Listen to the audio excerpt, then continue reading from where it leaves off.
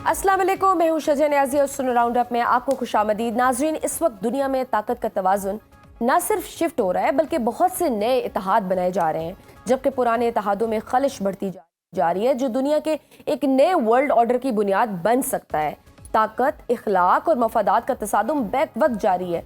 अक़वाम मुत्तहिदा की सलामती कौंसिल के इजलास में पाकिस्तान के वज़ीर आज़म शहबाज शरीफ के खिताब ने इस हकीकत को उजागर किया है कि ममालिक सिर्फ नुमाइशी बयानात की हद तक महदूद नहीं रहे, बल्कि आलमी फोरम्स पर अपनी हैसियत और मौक़िफ़ को मौसर अंदाज से पेश करना चाहते हैं। इस दौरान वाशिंगटन में अमरीकी सदर डोनाल्ड ट्रंप के साथ पाकिस्तान की आला सतह मुलाकात ने एक नया महवर तश्कील देने की सिमत में एक कोशिश की सूरत इख्तियार की है। आलमी सियासत में एक और अहम रुख मुस्लिम इकाई का इसराइल के खिलाफ मुत्तहिदा मौक़िफ़ है, जहाँ कई मुस्लिम ममालिक ने गजा की तबाही पर न सिर्फ एहतजाज किया बल्कि अमली तौर पर भी इक़दामात के लिए सर जोड़ लिया है। इसमें अहम पेशरफ्त ये है कि अमेरिका के सबसे काबिल एतमाद इत्तेहादी यूरोप के भी कई ममालिक ने गजा के हालात को देखते हुए फ़लस्तीन को तस्लीम कर लिया है और इसराइल के लिए एक नया महाज खोल दिया है। इसके तनाजुर में ट्रंप की अमन फोर्स तश्कील देने की तजवीज़ भी सामने आई, जो इस जंगज़दा इलाके में सालसी और अमन का किरदार अदा कर सकती है। आज की तयशुदा मुलाकात ट्रंप और नेतन्याहू के माबैन इस बात का इम्कान बढ़ाती है कि अगर वो इस पर मुत्तफिक हुए तो गजा की जंग की सिमत पर असर पड़ेगा और मुमकिना तौर पर अस्करी तसादुम की शिद्दत को कम किया जा सके। गजा की ताज़ा तरीन सूरत हाल इंतहाई तशवीशनाक है। गुज़श्ता 24 घंटों में इसराइली हमलों में कम अज़ कम 50 अफराद हलाक और 184 जख्मी हुए हैं, जबकि मजमूई अमवात 66,000 से ज़ायद हो चुकी हैं और तबाही से गजा को शदीद नुकसानात का सामना है। इंफ्रास्ट्रक्चर तबाह हो चुके हैं, रहायशी इलाके शदीद बमबारी का निशाना बने हैं और तिब्बी सहूलियात, हॉस्पिटल्स शदीद दबाव का शिकार हैं। मुस्लिम ममालिक इस बहरान के खिलाफ न सिर्फ सदाएं बुलंद कर रहे हैं बल्कि मुमकिन इत्तेहाद के इम्कानात भी तलाश कर रहे हैं। अगर इन ममालिक ने सियासी, इक़्तिसादी और सफारती इत्तेहाद मजबूत किया तो वो आलमी सतह पर फ़लस्तीनी मौक़िफ़ को मुअस्सर अंदाज से पेश कर सकते हैं। इसी दौरान एशियाई खित्ते में पाकिस्तान, अफगानिस्तान, ईरान और चीन एक नए ब्लॉक बनाने की सिमत में पेशकदमी कर रहे हैं, जिससे शुमाली जनूबी एशिया में बुनियादी तब्दीली का इम्कान है। इस ब्लॉक की तश्कील अगर मजबूत होती है तो ये खित्ते में असर रसूख, तवानाई समेत रास्तों, तजारत और सलामती दफा के निज़ाम पर नुमायां असर डालेगी। इस सबसे ज़्यादा असर भारत के उस जोम पर पड़ेगा जिसमें वो खुद को जनूबी एशिया का अकेला ठेकेदार समझे बैठा था। पाकिस्तान से जंग में शिकस्त और सफारती महाज पर शदीद पिसपाई के बाद अब भारत न सिर्फ दुनिया में तनहा है बल्कि शदीद कशमकश और बेबसी का भी शिकार है। ये तमाम मामलात सलामती कौंसिल में पाकिस्तान का मौक़िफ़, गजा का बहरान, मुस्लिम इत्तेहाद और की सफारती पिसपाई आलमी ताकतों और इलाकाई ब्लॉक्स के दरमियान कशमकश की नई लकीरें खींच रहे हैं। इस सब पर बात करने के लिए हमारे साथ प्रोग्राम के इस हिस्से में मौजूद हैं साबिक सेक्रेटरी खारजा शमशाद अहमद खान। सर, आपको वेलकम करते हैं सुनो राउंड अप में। शमशाद साहब, आज इसराइली वज़ीर आज़म नेतन्याहू और अमरीकी सदर ट्रंप से मुलाकात होने जा रही है।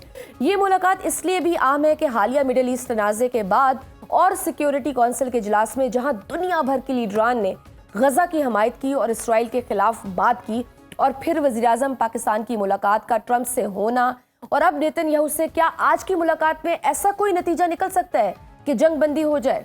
देखिए, मुआवजे तो होते हैं दुनिया में, तो शायद मुआवजा हो जाए। अच्छा।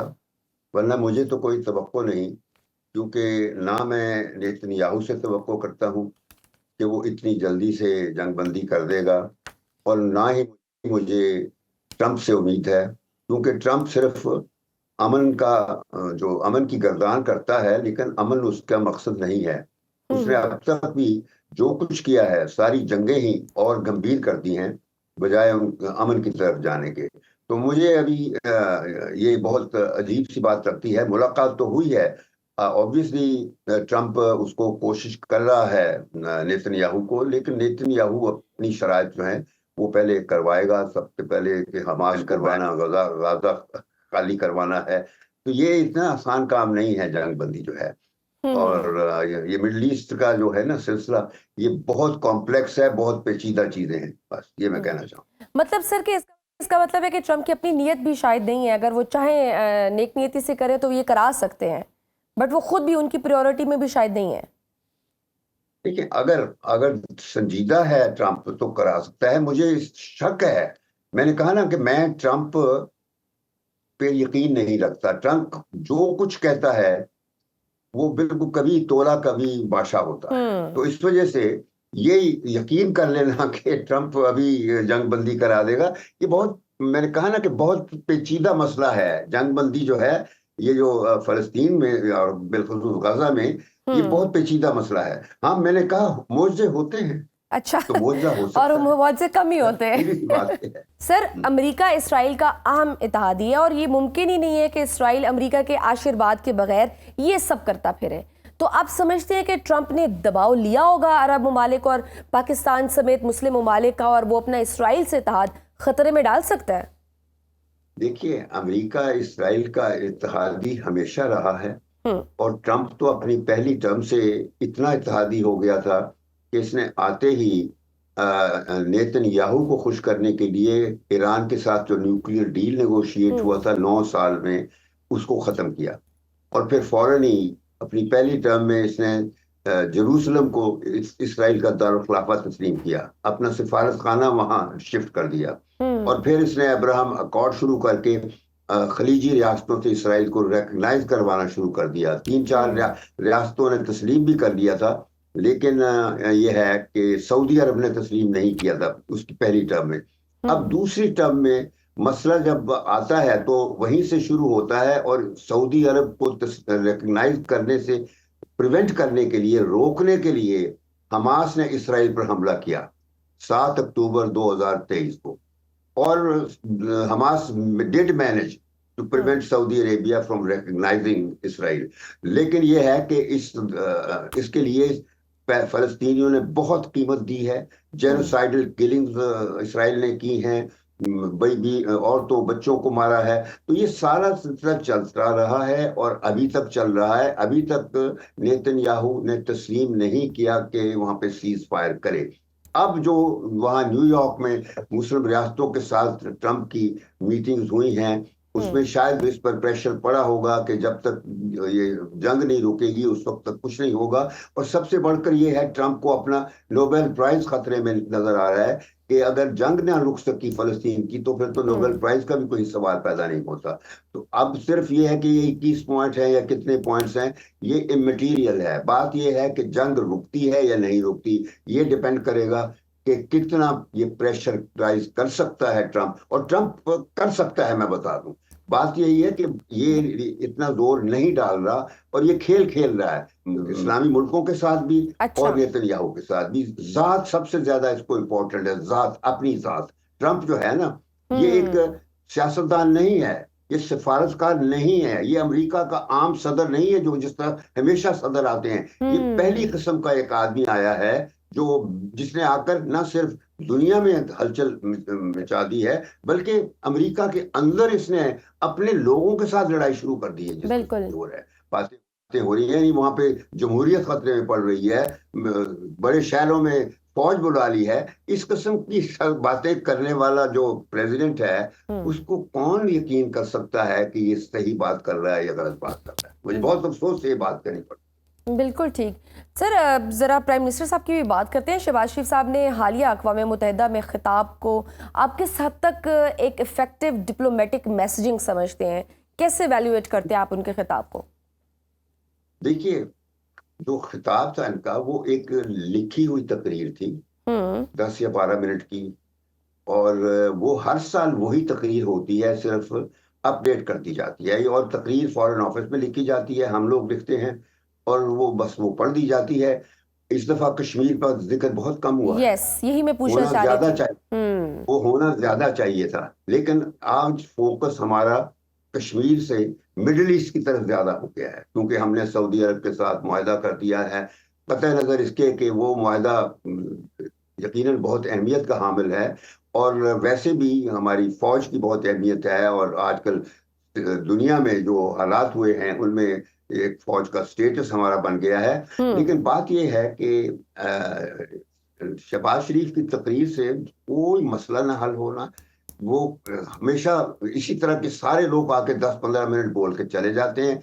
वो होता है ना कि they spoke and they left.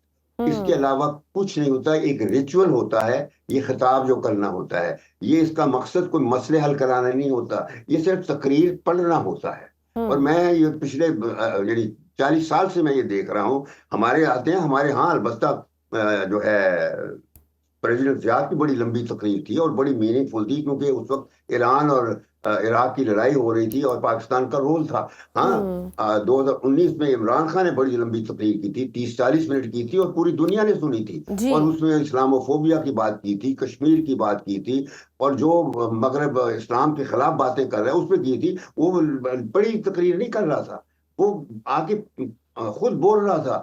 देखिए, ये जो बड़ी तकरीरें बोलते हैं ना, उस तकरीरों का कोई ना सुनता है। थर्ड सेक्रेटरी लेवल के लोग बैठे होते हैं वहां, वो बस पॉइंट्स लिख लेते हैं और कुछ नहीं होता है। सर, इसलिए इन फिर आज तकरीरों का कोई कंपैरिजन भी मकसद कर रहे ही थे, इसलिए आज कंपैरिजन भी कर रहे थे कि हमारे जो एक्स प्राइम मिनिस्टर थे, जिस तरह से उन्होंने बिल्कुल। कश्मीर का मुकदमा लड़ा था, इस दफा वो फुकदान था। हालांकि जो हालात थे, जो this was a high time कि हम अपना कश्मीर का मसला भी हाईलाइट करने की जरूरत थी, उसको भी इंपॉर्टेंस देने की जरूरत थी, और वो लैक करते थे।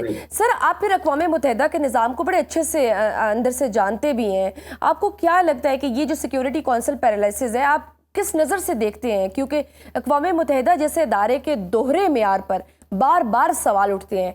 क्या ये इदारा फिर वाकई मुअस्सर है, या फिर बड़ी ताकतों का एक आलाकार है और बस एक वाकई तकरीरों के लिए रह गया है, मुज़म्मती करारदादों के लिए बस रह गया है? इस इदारे की अहमियत बहुत ज्यादा थी जब दूसरी जंग अजीम के बाद यूनाइटेड नेशंस को वजूद में लाया गया। इसका मकसद था, ये यानी last best hope for the world के तौर पर पैदा किया गया था। इसका मकसद था कि दुनिया में जंगों को रोकना है, मसाइल का हल करना है, दुनिया में गुर्बत को दूर करना है। यानी जितने बड़े बड़े मसाइल थे वो एजेंडे पर थे। इसका बड़ा जो चार्टर है बड़ा मुफस्सल है। और शुरू में सर्द वार के जमाने में बदकिस्मती से ये डिवाइड हो गया दो उखाड़ों में। एक सोवियत यूनियन का उखाड़ा था, दूसरा कैपिटलिज्म का उखाड़ा था, कम्युनिज्म का उखाड़ा और कैपिटलिज्म का। तो इन्होंने इस की वजह से ये इदारा जो था यूनाइटेड नेशंस डिवाइड हो गया। फिर उसके बाद जब यूनिपोलैरिटी आई 9/11 के बाद, जब सोवियत यूनियन 90 की दिहाई में, 90-91 में सोवियत यूनियन डिसमेंटल हो गया, बर्लिन की दीवार गिरा दी गई, ईस्ट यूरोप आजाद हो गया। उसके बाद फिर दुनिया, एक नई दुनिया शुरू हुई थी। और उस दुनिया में यूनिपोलैरिटी में फिर इसको, अमेरिका को मुकम्मल कंट्रोल हो गया। और उसकी वजह से फिर तवाज़ुन बिगड़ गया और मसले और कॉम्प्लिकेट हो गए। और फैसले जो थे वो यूनाइटेड नेशंस में होने की बजाय वॉशिंगटन में होने लगे। अब हालिया दिनों में ये जो अभी पिछले चंद माह में यूनाइटेड नेशंस का हाल है, तो अब चूंकि रूस के अलावा चीन इस वक्त उभर आए हैं दो बड़ी ताकतों के, और पाकिस्तान और इंडिया, ये दो न्यूक्लियर ताकतें हैं साउथ एशिया में। तो थोड़ा बहुत अब दुनिया में जो वर्ल्ड ऑर्डर है वो तब्दील हो रहा है। तो देखना ये है कि ये जो बदलता हुआ वर्ल्ड ऑर्डर है, ये किस कदर जो यूनिपोलैरिटी है, अमेरिका की जो मुकम्मल कंट्रोल था आलमी सतह पर, वो खत्म करके और अमन और डेवलपमेंट के लिए कोई कोशिश जो है यूनाइटेड। तो सर, इसका मतलब है कि फिर आप कोई नया वर्ल्ड ऑर्डर देख रहे हैं? इसका मतलब है आप नया वर्ल्ड ऑर्डर देख रहे हैं जिसमें पाकिस्तान, चीन, रूस, ये वाला ऑर्डर? बिल्कुल, वो नया वर्ल्ड ऑर्डर बनेगा तो इंशाल्लाह दुनिया बदलेगी। बस मैं ये कहना चाहता हूँ। ठीक। सर, हमारे साथ ही रहिएगा। वक्त हुई छोटी सी ब्रेक का। ब्रेक के बाद अपना सिलसिला आगे बढ़ाएंगे। देखते रहिए सुनो राउंड। वेलकम बैक टू सुनो राउंड अप। सर, फिर जो आपने जिस तरह से यूनाइटेड नेशंस का अभी जो अपने किरदार की बात की, तो फिर इसका मतलब है कि उसके रिफॉर्म्स के बगैर तो ये इदारा मुस्लिम दुनिया या कमज़ोर ममालिक के लिए फिर कुछ भी नहीं कर सकता। अगर हम उसको इफेक्टिव बनाना है तो इसका मतलब है उसके रिफॉर्म्स की ज़रूरत है। देखिए, मुस्लिम दुनिया जो है वो खुद अपने लिए कुछ नहीं कर सकती, तो यूनाइटेड नेशंस क्या करेगा? ये जो यूनाइटेड नेशंस है वो इतनी नाकारा हो गई है कि it is the largest consumer of paper and दुनिया में इतना, ये जो यूनाइटेड नेशंस के जनरल इजलास होते हैं उसमें इतना कागज इस्तेमाल होता है, यानी मिलियंस टन कागज इस्तेमाल होता है। और largest producer of waste paper है। जितनी भी करारदादें हैं वो सारी पास होते ही आर्काइव्स में चली जाती हैं, उन पर कभी अमल नहीं हुआ। यानी न सिर्फ कश्मीर और फलस्तीन के मसले, किसी मसले पर भी अमल नहीं करा पाई। करप्शन बहुत बढ़ गई है यूनाइटेड नेशन में, ये इदारा बिल्कुल अपनी अहमियत खो चुका है। अब रहा जहां मुस्लिम दुनिया का, मैं एक चीज बता दूं आपको, मुस्लिम दुनिया दुनिया की तकरीबन 1/4 पॉपुलेशन है मुसलमानों की, और 1/4 जोग्राफिकल मास है उनका मुस्लिम ममालिक का, 57 ममालिक है। इतना कुछ होने के बाद, और इनके यहाँ 60% एनर्जी, गैस और ऑयल के रिसोर्सेज हैं मुस्लिम ममालिक के पास, मटेरियल रिसोर्सेज हैं जिनसे सनतें चलती हैं। इतना कुछ होने के बावजूद मुस्लिम दुनिया इतनी गरीब है कि दुनिया की जीडीपी का सिर्फ और सिर्फ 5% है। अब आप अंदाजा कर लीजिए, दौलत इतनी है इन खलीजी रियासतों के पास, 3-4 रियासतों के पास, वो सारी की सारी, ये चूंकि गुलाम है मगरब के, वो सब दौलत जो है ये यूरोप इस्तेमाल करता है, अमेरिका इस्तेमाल करता है, और वही इनको चलाते हैं, वही इनके मास्टर्स हैं, उनसे हुक्म लेते हैं। जिस तरह आपने देखा नहीं था, ट्रंप जब अभी खलीजी रियासतों को विजिट किया था, तो बादशाह ट्रंप था और ये सारे शहजादे उसके गुलाम थे। बिल्कुल। और सर, जो सर आप ड्यूरिंग हिज विजिट वो जो $1 ट्रिलियन की जो वहां पे उनकी डील्स हुई थी, तो सर ये फिर अरब ये जो ममालिक है ये क्यों नहीं इकोनॉमिक लेवरेज लेते, ऑयल ट्रेड या सैंक्शंस इस तरह के इस्तेमाल करें, कि ये नहीं कर सकते कि इसराइल पर और उसके मातियों पर कोई दबाव डालें, कोई असर डालें? Why can't we do this?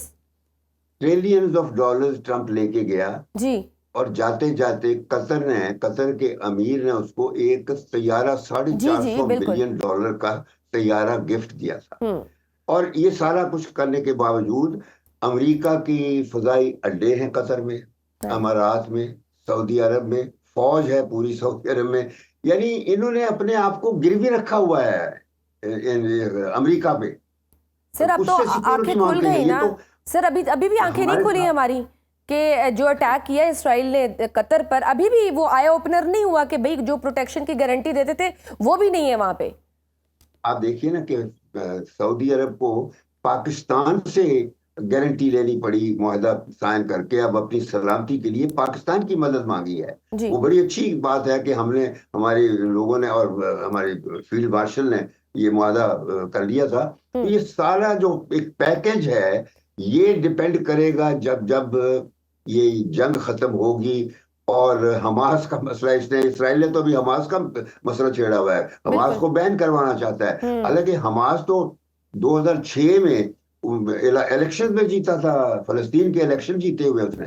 तो ये जो सिलसिले हैं ना ये बड़े कॉम्प्लेक्स हैं, ये आपके और मेरे सिर्फ टेलीविजन पर बातें करने से हल नहीं होंगे, और ना पाकिस्तान के किसी मुआहदे को साइन करने के लिए, चूंकि मैं 40 साल वाबस्ता रहा हूं पाकिस्तान की खारजा पॉलिसी, मैं ये कहना चाहता हूं कि हम इस सारे 40 साल अरसे में, मौजूदा ये जो 10-15 साल है इससे पहले की बात कर रहा हूं, हमने कभी पाकिस्तान को मिडिल ईस्ट के झगड़ों में नहीं उलझाया। हम बचा करते थे कि ना मुसलमान मुल्कों के दरमियान आपस की लड़ाइयों में पड़ रहा है हमने, और ना ईरान और सऊदी अरब का जो झगड़ा है इसमें कुछ साइड लेनी है।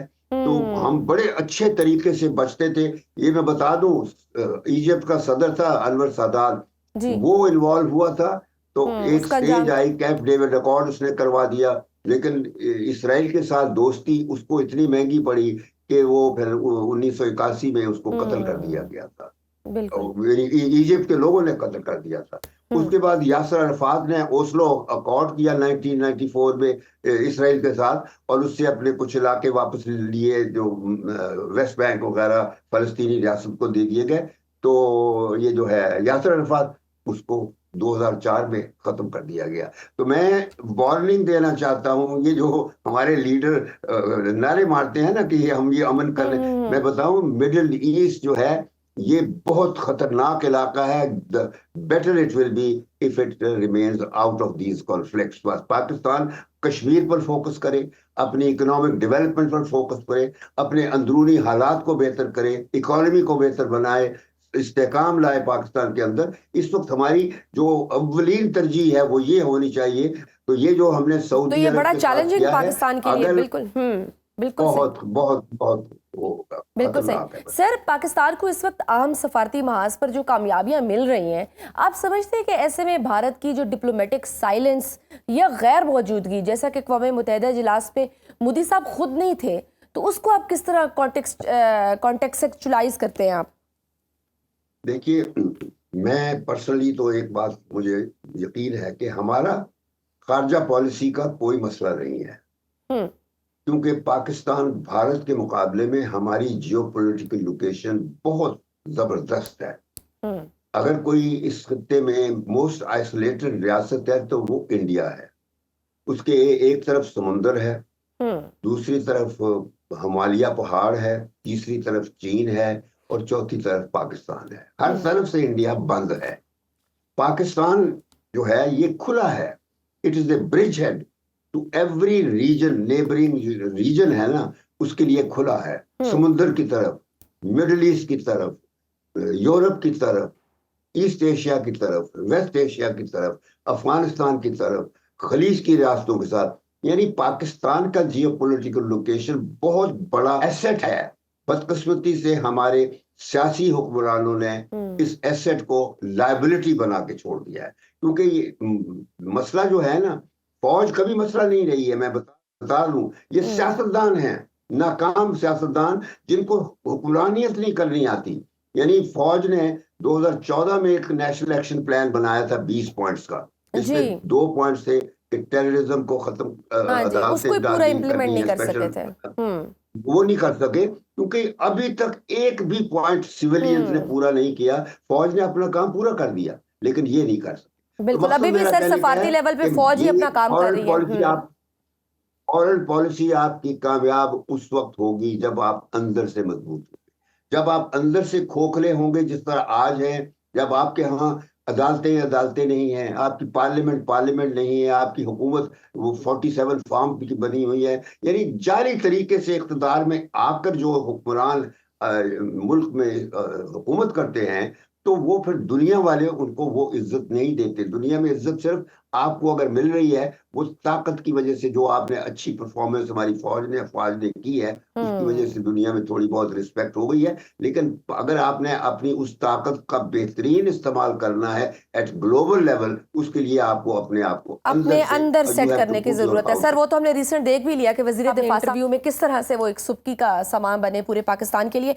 बहुत शुक्रिया। साबिक सेक्रेटरी खारजा शमशाद अहमद खान हमारे साथ मौजूद थे, गुफ्तगू आपने सुनी।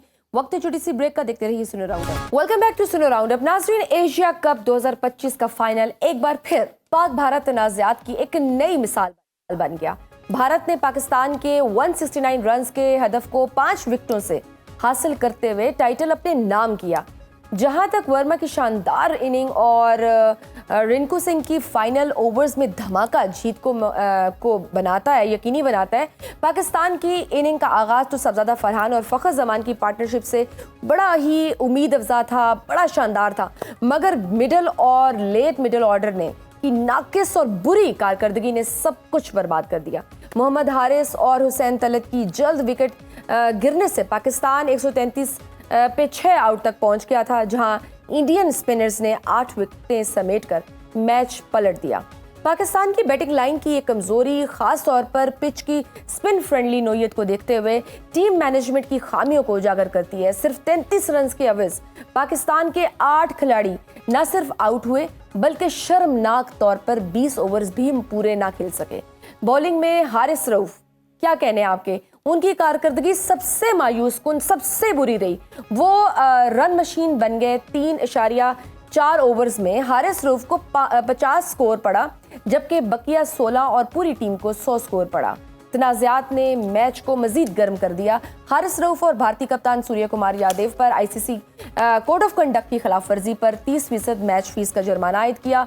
जहां रऊफ की जारहाना इशारों और प्लेन क्रैश वाले एक्शन की वजह से तनाज़ा खड़ा हुआ। सबसे अफसोसनाक, ट्रॉफी की तकरीब में भारतीय खिलाड़ियों का एसीसी चेयरमैन से ट्रॉफी ना लेना, जो सियासी मुदाखलत की अक्कासी करता है। जिसके बाद एसीसी चेयरमैन मोहसिन नकवी ने ट्रॉफी को दोबारा दफ्तर में रखवा दिया और ये एशिया कप वाहिद ऐसा टूर्नामेंट बन गया जहां जीतने वाले टीम को ट्रॉफी नहीं दी गई और वो बिना ट्रॉफी के सेलिब्रेशन करके रवाना हो गए। इस सब पर बात करने के लिए प्रोग्राम के हिस्से में हमारे साथ मौजूद है विक्टर मोहम्मद इरफान। आपको वेलकम करते हैं। इरफान साहब, कल का मैच हार जाना तो अलग बात है, मगर जिस तरीके से परफॉर्मेंस रही वो इंतहाई मायूस कुन थी, बहुत सारे सवालात जन्म दे रही है। पाकिस्तान के मिडिल और लेट मिडिल ऑर्डर की बार बार नाकामी, आप किसकी प्लानिंग की गलती समझते हैं, खिलाड़ियों की या टीम मैनेजमेंट की? मैम, आपने बड़ा अच्छा कहा कि मतलब जिस तरह पाकिस्तान ने कल स्टार्ट किया था, पहले 10 ओवर में मैच, 9 ओवर में जिस तरह पाकिस्तान जा रहा था, तो देखने में यही लग रहा था पाकिस्तान 200 प्लस रन करेगा या 190 या 180 के पास अच्छा स्कोर हो जाएगा। तो पाकिस्तान की बॉलिंग इस तरह की थी कि पाकिस्तान इस जो 180 या 200 को मतलब के चेज होने से बचा सकता था। लेकिन उसके बाद जिस तरह 10 ओवर के बाद थोड़ा बॉल सॉफ्ट हुआ, जिस तरह गैर जिम्मेदाराना शॉट खेले हमारे बैट्समैनों ने, तो उन्होंने सारा जो एक इनिंग्स बिल्ड की थी, जिस तरह फखर ने और साहबजादा फरहान ने इनिंग्स खेली थी, तो सारा उस इनिंग्स पे पानी फेर दिया। आपने वही आपने जो पहले बात की है, तो फिर पूरी टीम 20 ओवर भी नहीं खेल सकी, जिसका फिर आपने देखा होगा कि हमें हार की शक्ल में वो हमें उसका रिजल्ट मिला। तो यही चीज है कि जब बड़ी टीमें आती हैं तो वो आपको कहीं भी रिलैक्स होने नहीं देती। क्रिकेट इस तरह किया कि हम ठीक है, आप बांग्लादेश, श्रीलंका, नेपाल या जिम्बाब्वे से जीत के हम बहुत खुश होते हैं। जब आप खेलेंगे बड़ी टीमों के साथ जो पहली 1, 2, 3 या 4 नंबर तक स्टैंड करती है आईसीसी रैंकिंग में, तो फिर आपको पता चलता है कि आपकी क्रिकेट किस तरफ जा रही है, आपके प्लेयरों के अंदर टैलेंट क्या है। वो मतलब आप इमेजिन करें कि 7 बैट्समैन 15 रन पर ही सारे आउट हो गए, मतलब 84 पर कोई भी आउट नहीं था। इतनी शानदार ओपनिंग की और उसके बाद आपकी लाइन लग गई, सस्टेन ही नहीं कर पाए आप पिच पर। डबल कॉन्फिडेंस आ जाता है।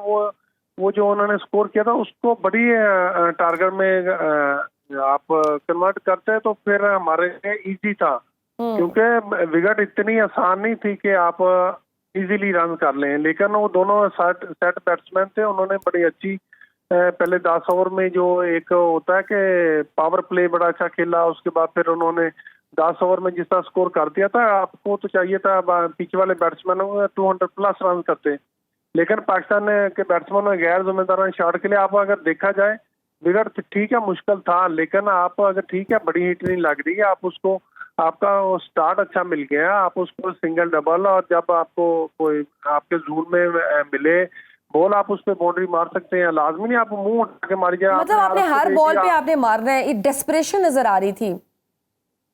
यही चीज है बड़ी टीमों के खिलाफ। जिस तरह हारिस जब से टूर्नामेंट स्टार्ट हो गया, हारिस तो इस तरह खेल रहा है जिस तरह उसके 500 टेस्ट हैं, मुंह ऊपर उठा लेता है, जिस तरह की शॉट मारता है, बॉल उसको नजर नहीं आती कौन सी शॉट मारनी है। ठीक है, टीम आपके पास ग्राउंड में इतना बड़ा आपके पास स्क्रीन लगी होती है, उस पर हर चीज लिखी होती है, कितना स्कोर है, कितनी बॉलें रहती हैं, आपके जो मैच की कंडीशन क्या है। बड़े प्लेयर किस तरह बनते हैं, वो इसीलिए बनते हैं ना कि वो उस कंडीशन को जल्दी से अबाव करते हैं, फिर उस हिसाब से खेलते हैं। ये नहीं है कि आप मुंह उठा के आके शॉट नहीं, तो इसका मतलब है फिर आपको गेम अवेयरनेस की कहीं ना कहीं कमी थी ना, आपको नहीं अंदाजा था। आपने हसन नवाज को भी फिर नहीं खिलाया, वो बड़ा अच्छा स्पिनर खेलता है। यही चीज है ना कि आपको अगर कॉन्फिडेंस था उसको तो वो तो खिलाना चाहिए था, जिस तरह हारिस खेल रहा था। लेकिन थोड़ा सा यही था कि कीपिंग के लिए पाकिस्तान के पास पीछे ऑप्शन नहीं थी, तो इसलिए उसको खिलाना पड़ा। तो मेन वही है कि उसको भी जिम्मेदाराना शॉट खेल गया, उसकी एक शॉट से उसके बाद फिर जिस तरह हुसैन तलत ने आके, साइम अयूब जिस तरह गए हैं, तो आप 29-30 रन के अंदर आप पूरी टीम ढेर होगी, और फिर हम 20 ओवर खेलने को तरस रहे, तो फिर हम 20 ओवर भी नहीं खेल सके। तो ये होती है कि आप प्रेशर में किस तरह अपने आप को हैंडल करते हैं। इसका पूरा एक पीछे प्रोसीजर होता है कि आप डोमेस्टिक में किस तरह खेलते हैं, किस तरह की टीमों के साथ। जब आपके पीछे डोमेस्टिक के मैचेस ही नहीं, आप पीएसएल से प्लेयरों को पिक करेंगे, उनको इतने बड़े टूर्नामेंट में भेज दें, तो फिर रिजल्ट तो यही आएगा। ठीक है, आप बांग्लादेश, श्रीलंका में आप खेल सकते हो, उनको ड्रा के आउट कर सकते हो, लेकिन जब आप बड़ी टीम के साथ खेलते हैं तो फिर वहां आप पानी का पानी हो जाता है। सर, स्पिन फ्रेंडली पिच पर पाकिस्तान का टॉप ऑर्डर और फिर मिडिल ऑर्डर 8 विकेट स्पिनर्स को देना कहाँ की प्रोफेशनल अप्रोच थी? क्या ये कहा जा सकता है कि पाकिस्तानी टीम स्पिन के खिलाफ बिल्कुल तैयार नहीं थी?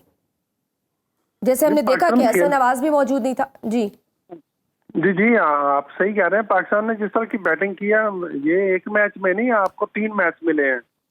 ठीक है, एक आधे मैच में आपको की बैटिंग फ्लॉप हो जाती है, ठीक है यार, नेक्स्ट मैच में कल आप 3 मैच में एक ही तरीके से आउट हो रहे हो। उनके बॉलर ने हमें एक दफा भी आउट नहीं किया। आउट जो होता है ना, अच्छी बॉल और एक्स्ट्रा ऑर्डिनरी बॉलिंग जिसको कहते हैं, वो होती है कि आपको ब्रेक हो रहा है, आप खेलने गए हो तो हल्का सा ब्रेक हो के अंदर आया, बोल्ड हो गए, लेग बिफोर, और लेग बिफोर तो आपका 1-2 बैट्समैन हुए, वो भी आखिर में टेल आ गया। आप तो उनको कैचिंग करवा रहे थे, 3 कैचेस तो आपके उसने पकड़े हैं कीपर ने। तो कैसे आप कह रहे हैं कि वो बॉलिंग अच्छी कर रहे थे? वो बॉलिंग अच्छी नहीं कर रहे, प्रेशर में हमारे हाथ पांव फूल गए थे जो हमें कुछ करने नहीं दे रहे। तो ये आपका रिजल्ट आता है पीछे जो आपने अपनी मेहनत की हुई होती है। ठीक है, मैं बार बार अभी मेंशन कर रहा हूँ कि छोटी टीमों के साथ हम जीत सकते हैं। जब तक हमारे ज्यादा मैचेस अगर देखा जाए तो जितने भी हमारे टूर हैं, अगर आप देख लें, हमने चैंपियन ट्रॉफी के बाद जो 2017 में, उसके बाद हमने आप सेमीफाइनल में गए, फाइनल में गए, कोई इस तरह का आईसीसी का और इसका एशिया का कोई इस तरह का कोई बड़ा टाइटल नहीं जीता। ठीक है, यहाँ पे कोई टीम आती है, बांग्लादेश को हरा लिया हमने, जिम्बाब्वे को हरा लिया, उसको वेस्ट इंडीज को बुला लो, इस तरह की टीमों के साथ खेल खेल के फिर हमारे जो है क्रिकेट तो सर, फिर आप क्या समझते हैं इरफान, आप क्या समझते हैं कि मोहम्मद हारिस और हुसैन तलत के जल्द आउट होने के बाद टीम का गेम प्लान क्या होना चाहिए था? गेम प्लान तो उनको आपका कोच भी आपको बता सकता है कि आपके सामने जब आप इतना बड़ा टूर्नामेंट खेल रहे हैं, आपकी खुद अपनी भी तैयारी होती है। उसका मेन एग्जांपल देखिए, कल जिस तरह उनके बैट्समैन, उनके भी 3, हमारे तो पावर प्ले में कोई भी आउट नहीं था, उनके तो पावर प्ले में 3 आउट हो गए। ये होता है कि वो पीछे किस तरह प्रेशर में खेलते आए हैं, किस तरह उनकी पीछे जो ग्रूमिंग हुई है, मेन वही आपको आके प्रेशर में खेलने का नाम। हम विराट कोहली, रोहित शर्मा और इस तरह का, लेकिन सर प्रेशर, जिस प्रेशर की आप बात कर रहे हैं, प्रेशर तो ऑब्वियसली हमारे ओपनर्स ने कमाल का खेला, एंड आई एम श्योर कि इतना बेहतरीन खेला कि वो जो प्रेशर था वो तो कहीं ना कहीं कम हुआ होगा, वो मोराल तो और वो एनर्जी तो मिली होगी प्लेयर्स को भी। नहीं, वो तो आप जिस तरह 10 ओवर में हमारा इतना स्कोर था, वो मैंने पहले भी आपको बात मेंशन की है। मैंने यही बोला है कि जब आपका फर्स्ट जो ओपनर बैट्समैन होते हैं, जब इतना बड़ा टोटल आपको दे दें, तो फिर मिडिल ऑर्डर और दूसरे लास्ट वाले बैट्समैनों को चाहिए कि वो बड़े टोटल की तरफ जाएं। जो एक प्रेशर था ना हमें टॉस का, कि हम टॉस नहीं जीते, वो तो हमारे ओपनरों ने खत्म कर दिया, उसको तो गलत साबित कर दिया। ठीक है, टॉस मैटर नहीं करता, आपकी खेल और आपका जो है वहाँ पे बैटिंग, वो आपकी मैटर करती है कि आप किस तरह खेलते हो। क्योंकि एज ए प्रोफेशनल आप टॉस आपके हाथ में नहीं है, लेकिन बैट और गेंद आपके हाथ में है, आपने किस तरह खेलना है। तो सर फिर आप समझते हैं कि बाबर और रिजवान अगर इस टीम में होते तो हम ये मैच जीत सकते थे? क्योंकि अब ये डिबेट भी शुरू हो गई है ना। वो ज़ाहिर हमारा एक कल्चर इस तरह का है ना। अभी देखिए, आज हम सारे कह रहे हैं कि बाबर और रिजवान नहीं है, ठीक है, वो वेरी गुड बैट्समैन, उन्होंने बड़ा अच्छा परफॉर्म किया पाकिस्तान के लिए। मेन वही है ना, हमारे पास प्रोडक्ट ही नहीं है। कल अभी एक टूर्नामेंट गुजरेगा, फिर हम कहेंगे बाबर और उसको बाहर निकाल दो, जो पीछे उनको ले आओ। मेन सबसे बड़ा जो हमारे पास जो लम्हे फिक्रिया है कि हमारे पास पीछे टैलेंट नहीं आ रहा है, ना ही हम उसको ग्रूम करना चाह रहे हैं। देखिए, अभी जिस तरह हम इंडिया की बात कर रहे हैं, इसलिए कर रहे हैं कि उनके देखे रोहित और विराट कोहली गए, वो दूसरा उनको जो प्लेयरों ने रिप्लेस किया वो उससे भी अच्छा खेल रहे हैं। तो ये होता है ना, आपकी बेंच स्ट्रेंथ कितनी आपके पास पावरफुल है। लेकिन सर यहाँ तो जो हालात हैं हारिस रऊफ की, अगर आप बॉलिंग देखें तो खासतौर पर मैच का उन्होंने सारा का सारा बैलेंस तोड़ा है। सब सही जा रहा था, हाथ में था, कंट्रोल में था, और फिर बाद में हारिस रऊफ साहब ने ऐसे ही पेश कर दिया मैच ट्रॉफी इंडिया के प्लेट में रख के। आप एक बॉलर को 3-4 ओवर्स में अगर 50 रन पड़ना कितनी बड़ी नाकामी है। और फिर हमारे कप्तान साहब, उनको पता है कि अगर लग रही है, उनको पड़ रहे हैं रन्स, तो फिर आखिरी ओवर हारिस रऊफ साहब को देना, ये कितनी अक्लमंदी थी। असल में मेन कप्तानी का भी बीच में इशू है। कप्तानी ने भी जो प्रेशर में जब टीम आती है तो उस टाइम पता चलता है कि आपका कैप्टन आपको किस तरह यूज करता है, अपने बॉलर को किस तरह यूज करता है। ठीक है, हारिस को पड़ गई है मार, या बीच में एक ओवर जो हारिस ने जिस तरह लास्ट ओवर किए, पहले अगर देखा जाए तो पहले जो पावर प्ले हमारे 10 ओवर तक जो मैच था हमारी गिरफ्त में था, तो हम इजीली इस तरह उनको स्कोर नहीं करने दे रहे थे। जैसे ही फास्ट बॉलर आए जब उसको पता है कि साइम अयूब का एक ओवर रहता है तो आप उसको करा लो, दोनों लेफ्टी लगे हुए हैं। उसको ठीक है, आपके पास नहीं है, आपने उसको नहीं करवाने नवाज को, क्यों लेफ्टी के आगे लेफ्टी को थोड़ी बॉलिंग करनी मुश्किल होती है, उसको तो साइम अयूब से करा लेते हैं सर, अगर उससे नहीं कराते साइम अयूब से करा लेते या खुद कर लेते। मतलब आपने फास्ट बॉलर को क्यों लगाया है? ये तो फिर इसका मतलब है एज ए कैप्टन फिर सलमान अली आगा साहब भी बुरे तरीके से नाकाम हुए हैं ना, उन पे भी बहुत बड़ा सवाल उठता है। ये तो है, हर चीज आपके सामने है कि आप एक मैच 2 मैच नहीं, अच्छी टीमों के खिलाफ आप मैच नहीं जीत सके। यही एक अच्छी टीम थी जो मतलब के सॉरी देखा जाए तो आईसीसी रैंकिंग में जो ऊपर के नंबर पे है। बाकी तो सारी हमारे साथ है, कोई 5वें पे, कोई 6ठे पे, कोई 7वें पे, कोई 5 से नीचे ही है सारे। तो यही चीज है ना को आपकी ये प्रेशर में आप किस तरह, आपको अवेयरनेस है, आपने किस तरह स्मार्टली अपने बॉलों को यूज करना है। ठीक है, आपको उसको रन पड़ गया तो आप स्मार्टली आप खुद आते हैं, ठीक है, उसको भी पढ़ रहे हैं, आपको भी पड़ जाते हैं, तो चलो बड़ा डिसीजन तो होता है, ठीक है यार, बड़े दिल का मुजाहरा किया। सर ये तो हो गई ना मैच की बात, लेकिन ओवरऑल भी एशिया कप तनाज़ात से भरपूर था, उसको हमने इतना पोलिटिसाइज कर दिया। शुरू में एक तनाज़ा खड़ा हुआ कि हैंडशेक नहीं किया गया, फिर बाद में हमने देखा कि किस तरह से भारतीय कैप्टन सूर्य कुमार यादव ने इस अपनी जीत को पहलगाम के विक्टिम्स और अपने अफवाज के नाम कर दिया, मजीद उसको पोलिटिसाइज कर दिया इस गेम को। और फिर हमने बाकी इशारे भी देखे हारिस रऊफ पे, जिसको बाद में इन दोनों पे भारी भारी जुर्माने भी आयद हुए। और अब लास्ट में जब आप जीत ही गए थे तो इन भारतीय खिलाड़ियों ने जिस तरह से जीतने के बाद मोहसिन नकवी से ट्रॉफी लेने से इनकार किया और मोहसिन नकवी की जानिब से ट्रॉफी वापस दफ्तर में रखवा दी गई है। आप बतौर प्रोफेशनल इस हरकत को कैसे देखते हैं? ये जो भारतीय क्रिकेट बोर्ड है, इसने तो स्पिरिट ऑफ द गेम की धज्जियां उड़ा के रख दी हुई हैं, अपनी ही जीत को उन्होंने शिकस्त में बदल दिया है। मैच नहीं खेलने आए, ठीक है, वो जीत रहे थे, उनकी फिर लाख काम करके वो फाइनल भी जीत गए, तो वो तमाशा करने आए थे। अभी हम यही समझ रहे थे कि फाइनल मैच अच्छा जाएगा, लेकिन ये किसी को भी नहीं पता, एक अभी और तमाशा रहता था जो इन्होंने करना था।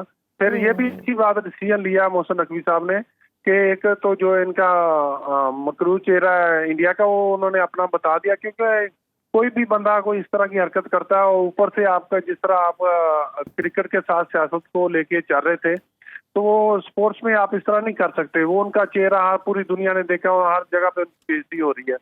तो ऊपर से जो मोहसिन नकवी साहब ने डिसीजन लिया वो बड़ा अच्छा किया। ठीक है, नहीं आपने लेना तो जाओ, फिर आप घर, आप करने क्या आए हो? बिल्कुल, अगर आपने यही काम करना था तो आप अपने घर रहते, आप खेलने ना आते। इतने आप दिल गुर्दे वाले हो तो फिर हमारे बोले तो पकड़े, हमारे बल्ले से निकली बॉल तो पकड़े। हालांकि उनका दिन था, उसको सेलिब्रेट करते उन्होंने अपनी जीत को खुद ही मैं कहूँ कि शिकस्त में तब्दील किया। बहुत शुक्रिया साबिक मोहम्मद इरफान हमारे साथ मौजूद थे और अपना तज्जिया दे रहे थे। नाज़रीन, आज के प्रोग्राम में बस इतना ही, इजाज़त दीजिए, अल्लाह हाफ़िज़।